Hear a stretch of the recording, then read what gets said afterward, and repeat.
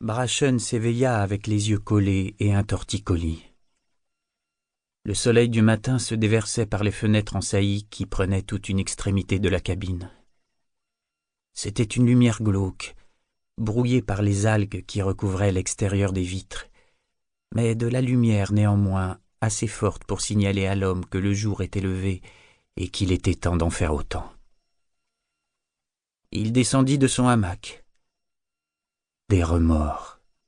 Il avait des remords.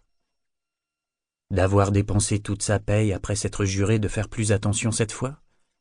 Certes, mais c'était habituel. Il y avait autre chose, aux dents plus tranchantes. Ah oui, Althea.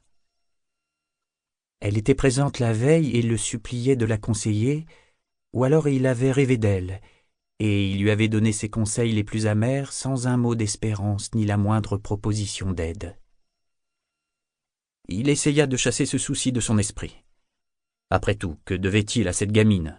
Rien du tout. Ils n'étaient même pas vraiment amis. Le fossé social entre eux était trop grand. Il était simple second sur le navire de son père, tandis qu'elle était la fille du capitaine. L'amitié n'avait pas sa place dans cette relation. Quant au vieux, ma foi, oui. Ephron Vestrit lui avait donné un bon coup de main. Il lui avait offert l'occasion de prouver sa valeur, alors que personne d'autre ne voulait rien entendre.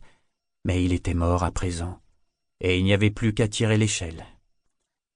En outre, aussi amers qu'aient pu être ses conseils, ils étaient parfaitement exacts. Si Brachen avait pu remonter le temps, il ne se serait jamais disputé avec son père. Il aurait poursuivi ses interminables études, il se serait soumis à ses fonctions sociales, il se serait tenu à l'écart de la boisson et de la sindine, il aurait épousé celle qu'on aurait choisie pour lui, et il serait aujourd'hui l'héritier de la fortune Trell à la place de son frère cadet. Cette pensée lui rappela que rien de tout cela ne s'était réalisé, qu'il avait dépensé la veille ce qui lui restait d'argent à part quelques pièces, et qu'il ferait mieux de s'inquiéter de son propre sort plutôt que de celui d'Althea.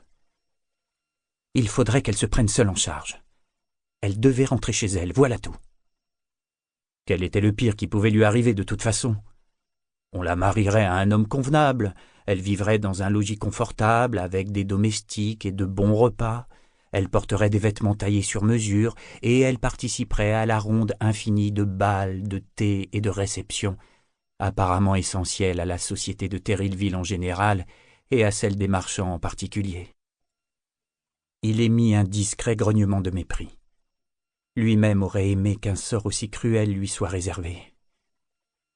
Il se gratta la poitrine, puis la barbe. Il se passa les deux mains dans les cheveux pour les aplatir et les écarter de son visage.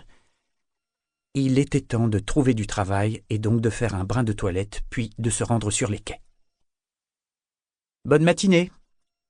lança-t-il à Parangon en contournant la proue du navire. La figure de proue paraissait éternellement mal à son aise, fixée qu'elle était à l'avant du bâtiment fortement incliné. Brachen se demanda soudain si elle avait des douleurs dans le dos, mais il n'eut pas le courage de poser la question. Ses bras musculeux croisés sur sa poitrine nue, Parangon faisait face aux eaux scintillantes sur lesquelles d'autres bateaux entraient dans le port et en sortaient. Il ne se tourna même pas vers Brachen. « Après-midi !» le corrigea-t-il. « En effet, » répondit le jeune homme. « Et il est donc plus que temps que j'aille sur les quais. Il faut que je cherche un nouveau boulot. »« Je ne pense pas qu'elle soit rentrée chez elle, » déclara Parangon. « Sinon, elle aurait suivi le même chemin qu'autrefois, par les falaises et à travers le bois. Mais, après m'avoir dit au revoir, je l'ai entendue s'éloigner sur la plage en direction de la ville. »« Althea, tu veux dire ?»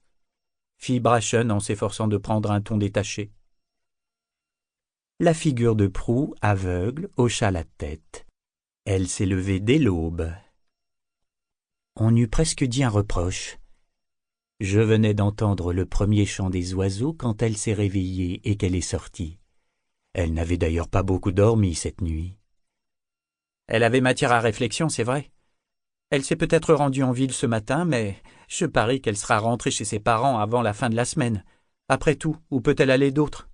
Pour continuer à écouter ce livre audio gratuitement, cliquez sur le lien dans la description et vous pourrez l'écouter en entier sans frais grâce à l'essai de 30 jours d'Audible.